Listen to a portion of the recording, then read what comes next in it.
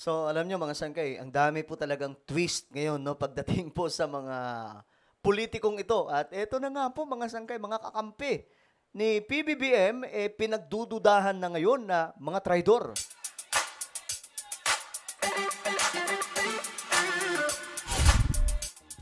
So, hello, what's up guys? This is me, Sangkay Janjan. Vlog po tayo ngayon. At pag-uusapan po natin itong usap-usapan ngayon mga sangkay na baliktaran, laglagan, hudasan, traidoran nitong mga politiko. At tayo ay magbibigay ng komento mga sangkay sapagkat napag-uusapan ito ngayon. Ngayong lumalabas na may ilan pa mga sangkay na mga kandidato sa panig po ni PBBM ang ini-endorso ng kabilang kampo. Pag-usapan po natin yan. Anyway, before we start, tayo po ay 1.48 million subscribers na. Road to 2 million subscribers. Padami po tayo ng padami. So kung gusto mong mapabilang sa dumaraming mga solid sangkay dito sa YouTube, ayan, makikita nyo po yung subscribe button sa baba ng video na to. I-click nyo lamang po yung subscribe, i-click ang bell, at i-click nyo po yung all. At sa mga nanonood po sa Facebook, i-follow nyo po yung ating Facebook page. Okay? So shoutout po sa lahat ng mga solid sangkay na nanonood ngayon. Mabuhay po kayong lahat. Comment down below, #SolidSangkay kasama po ng inyong mga lugar para magkakilala po tayo dito sa YouTube. Okay, eto na kasi ang nangyari. Inendorso, 'di ba? Nagiging usap-usapan ngayon si Tolentino. Kasi, actually ngayon ko lang to na mga sangkay, na naaninag. Na inendorso pala siya. Ayan, ni Robin Padilla. Kaya nag-post mga sangkay ang isa sa influencer na si Pebbles Talakera ng no comment. Pero alam naman po natin mga sangkay, yung mga ganyang no comment, alam po natin na mayroon pong comment talaga yan. At negatibong komento yan mga sangkay. Ngayon, eto, tingnan po natin. Mga hudas sa hanay ng senador ni PBBM, wag iboto. Kaya nga ngayon mga sangkay, nagiging usap-usapan. Ano ba? Magboboto ba ng straight ang lahat ng mga kakampi o mga supporters ni PBBM? Since nakikitaan po ngayon mga sangkay ng pagbaliktad ng iba o di kaya mga sangkay pagiging balimbing. Alam nyo, may nakikita po ako dito mga sangkay na talagang solid.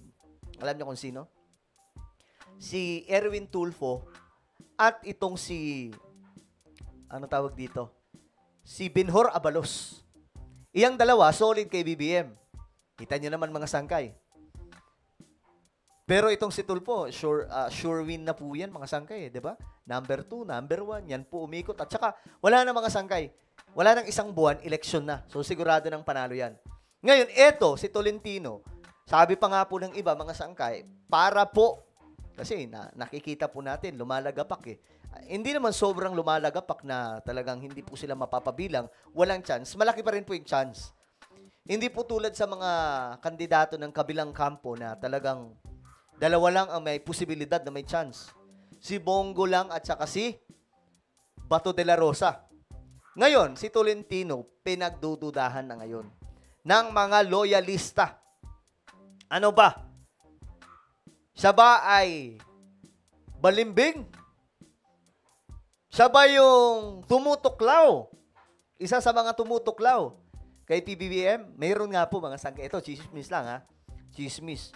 Mayroon daw pong isang kandidato si PBBM sa pagkasenador na kung saan kunwari lang pala kakampi.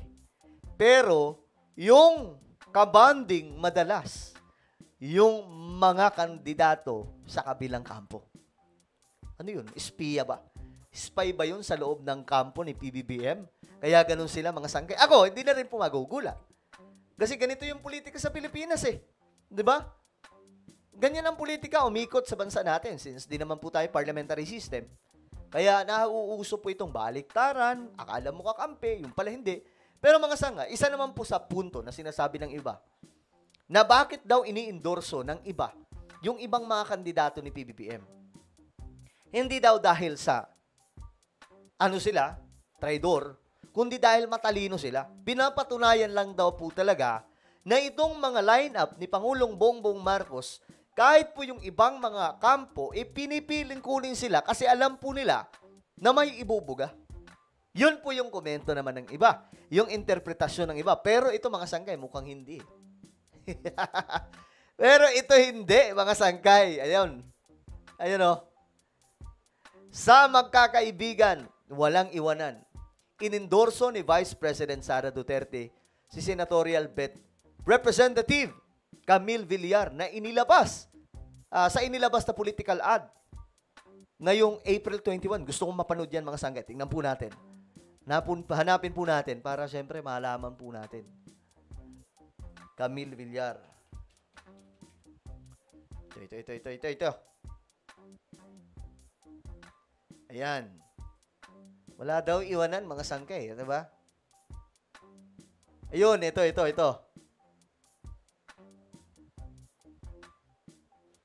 Ito talaga, yung usap-usapan ngayon, mga sangkay. Itong kay Camille Villar. Kung talaga bang...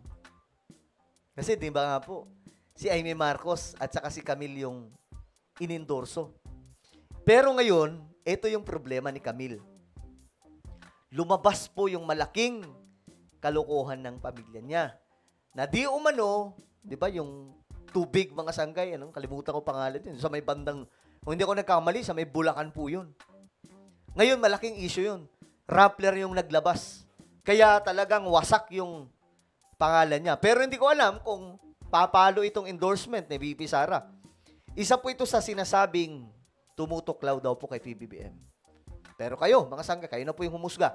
Ngayon, tingnan po natin itong Sa political panahon ad. ngayon, Ito. sa panahon ngayon, kailangan tunay na kaibigan. May malasakit sa bayan, mga mahihirap, tinutulungan. Aha. Kay Camille Villar, panatag ako. May magandang bukas na parating. Sa magkakaibigan, walang iwanan. Ayun na. Sa magkakaibigan, walang iwanan. Ano ba to? Pinapatamaan ba si PBBM dito? Kasi mukhang sila ang nangiiwan kay PBBM ngayon. Diba?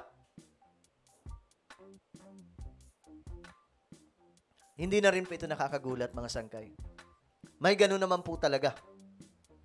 Lalong-lalo na politika po ito, mga sangkay. Tapos, itong dalawa pa, Bongbong Marcos at Duterte, parehas po ito kinampihan, mga sangkay, ng mga Villar.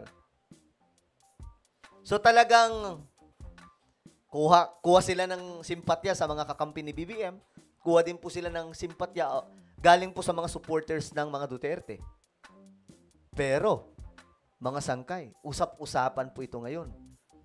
Na, ito nga daw po yung isa sa mga di umano tumutuklaw kay Pangulong Bongbong Marcos. Wala kasi hindi po nagiging solid ngayon. Though, kung titingnan po natin yung survey, sa survey, talagang pumapalo po yung mga kakampi ni BBM. Andun po, mga sangkay, actually itong si Camille Villar, lagapak po ito eh. Tingin ko hindi ito mananalo, mga sangkay, lalong-lalo na po lumabas yung malaking issue niya. Yung tungkol po sa patubig. Nako, hindi pala niya, ng pamilya niya. Issue ng pamilya niya. Di ko alam may kinalaman siya doon, pero since member po siya ng mga Villar, talagang madadali sila dyan. So ngayon, mga sangkay, kayo, ano sa palagay nyo?